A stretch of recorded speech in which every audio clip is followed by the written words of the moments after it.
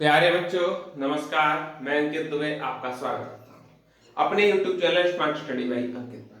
आज हम बताने चल रहे हैं कि आपका आरओ जो पेपर लगा हुआ है उसका एडमिट कार्ड आ गया है। एडमिट कार्ड आपका कल रिलीज हुआ है। कब की बात करें हम, तो हम बात कर रहे हैं कल की, यानी कि कल डेट थी। कौन सी डेट थी? जो डेट थी कल रिलीज आपका एडमिट कार्ड हो चुका है। ठीक, यानी 17 तारीख को आपका एडमिट कार्ड आ चुका है।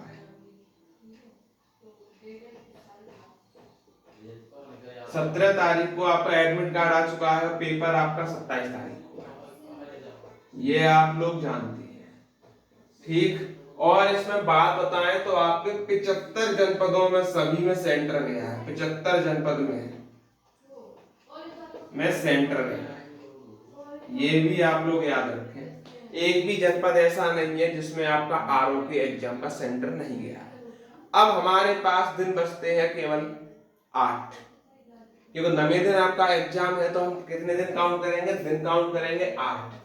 अब हम 8 दिन में क्या करें? पहली चीज, 8 दिन की तैयारी को बताने चल रहा हूं। पहली चीज क्या है? कुछ भी नया ना पढ़े, कुछ भी नया ना पढ़े। आप लोग क्या करते हैं? जल्दबाजी में 8 दिन में नए नए चैप्टर पढ़ते हैं, पुराने चैप्टर भूल जाते हैं। तो नया पढ़ने से बचना है। अब किन विषयों पर फोकस करना है आपको?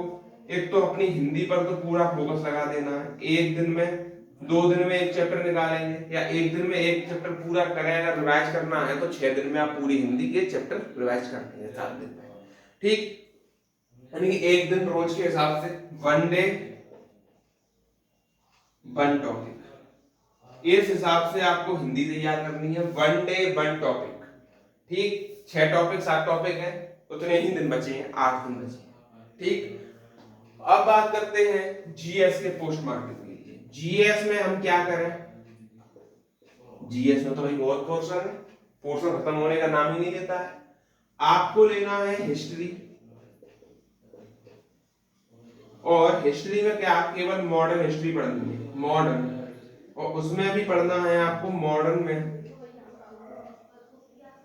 नेशनल मूवमेंट वाला पोर्शन। क्या पढ़ना है? नेशनल मूवमेंट,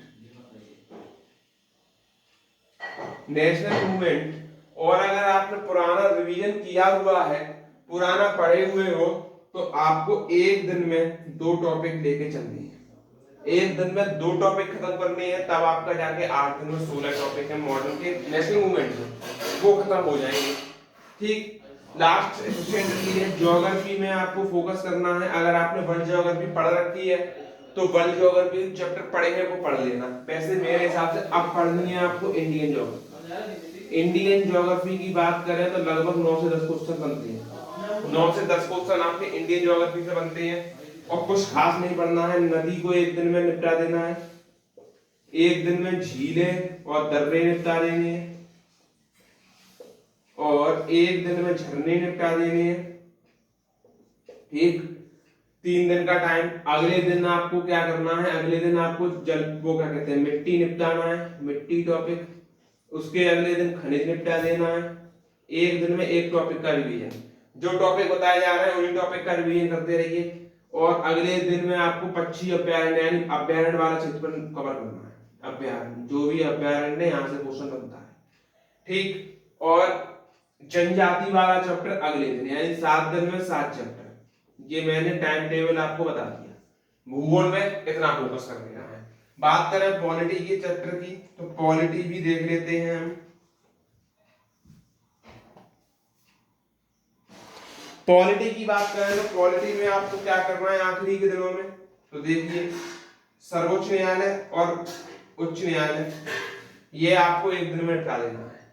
दूसरे दिन में आपको क्या करना है? राष्ट्रपति और उपराष्ट्रपति निपटा देना है।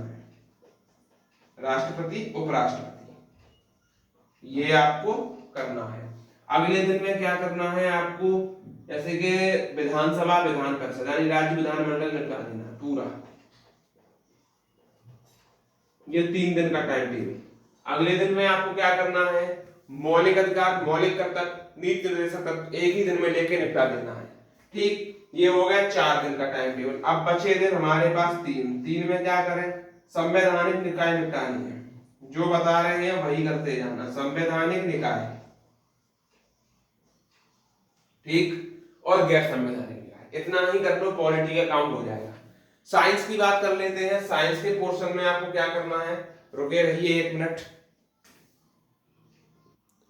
अब देखते हैं आगे टॉपिक स्कोरिंग वाले, जनसंख्या नगरीकरण, जनसंख्या वाला ले लेना है। जनसंख्या को आप 8 दिन में पढ़ेंगे, आराम से पूरा पढ़ लेंगे। लास्ट के 8 दिन का टाइम टेबल बता रहे हैं। अगले दिन और उसी 8 दिनों में आपको कृषि का भी साथ लेके चलना है। कृषि भी 8 दिन में पढ़ेंगे तो पूरा पढ़ लेंगे, रिवाइज कर लेंगे, जनसंख्या और कृषि। अब बात करते हैं एक करंट अफेयर की। तो करंट अफेयर आप पढ़ रहे होंगे, करंट अफेयर तो आप जैसा पढ़ रहे हैं तैसा पढ़ते रहिए, कहां से क्वेश्चन आ जाए कोई नहीं कुछ कह सकता, ठीक। ज्यादातर फोकस कीजिए, खेल हो गए, पुरस्कार हो गए, ठीक, और हमारे युद्ध अभ्यास हो गए, ये करंट में फोकस के विषय हैं। बात कर लेते हैं साइंस, जो कि स्कोरिंग सब्जेक्ट होने वाला है। साइंस में फोकस करेंगे बायोलॉजी पे, और बायोलॉजी पे भी गिने चुने चैप्टर फोकस करेंगे, जैसे कि विटामिन हो गया, ठीक, यानी पोषण वाला पूरा करना है, पोषण पूरा, विटामिन, खनिज, प्रोटीन वगैरह। और